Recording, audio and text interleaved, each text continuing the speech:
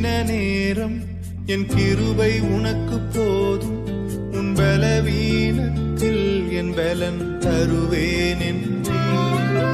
பலவீன நேரம் என் கிருபை உனக்கு